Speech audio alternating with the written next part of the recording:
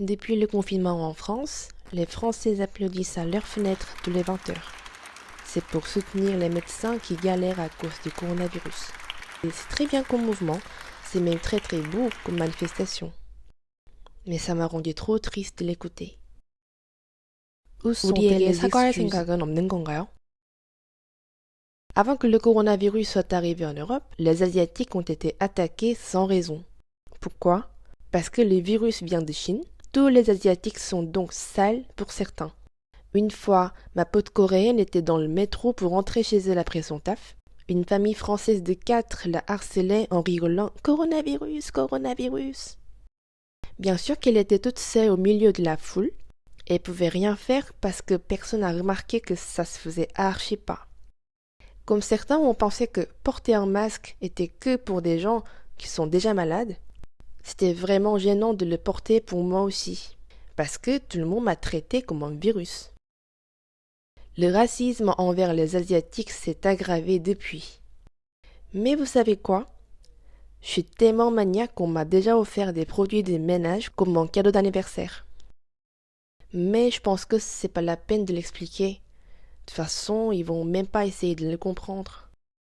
En pensant au hashtag Je suis pas un virus, qui était un peu partout à la fin de janvier, j'ai immédiatement pensé au massacre de Kanto en 1923. Très brièvement, Kanto de Tokyo était ravagé après le gros séisme. Le ministre de l'Intérieur fait circuler des rumeurs pour rassurer les Japonais dans le chaos total. Les Coréens et les Chinois se révoltent en tirant profit du trouble. Ils empoisonnent des puits, incendient et cambriolent pour attaquer les Japonais. Ce mensonge s'était propagé partout à Kanto et les a rendus complètement fous. Ils ont donc commencé à massacrer les gens en habits coréens et chinois.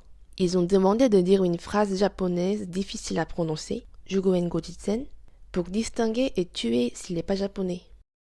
Donc beaucoup de Coréens qui ont été déplacés au Japon sous la colonisation, des Japonais qui venaient d'autres régions, donc qui avaient un accent différent, et des journalistes américains ou anglais ont tous été massacrés. En un mot, les rumeurs et ignorances ont tué non seulement des innocents, mais aussi des compatriotes. Au moins 6000 personnes. La direction centrale de l'ordre public a avoué qu'il s'agissait d'une rumeur, mais elle s'en est pas excusée et n'a pas assumé sa responsabilité non plus. Bon, je vais peut-être trop loin ou j'exagère. Malgré tout, pour moi, le racisme anti-asiatique révélé avec le coronavirus ressemble beaucoup au massacre de Kanto, un meurtre social qui vient de discrimination, rumeurs et préjugés. Ces préjugés sectaires que l'épidémie n'est réservée qu'aux Asiatiques. De ce résultat, on connaît plein de morts en Europe malheureusement. Ce qu'applaudissent pour les médecins à 20 heures, demandez-vous si vous n'aviez pas traité quiconque asiatique comme un virus. Et pourquoi pas réfléchir sur votre ignorance de ces derniers temps? Le virus disparaîtra un jour, tandis que le racisme existera toujours.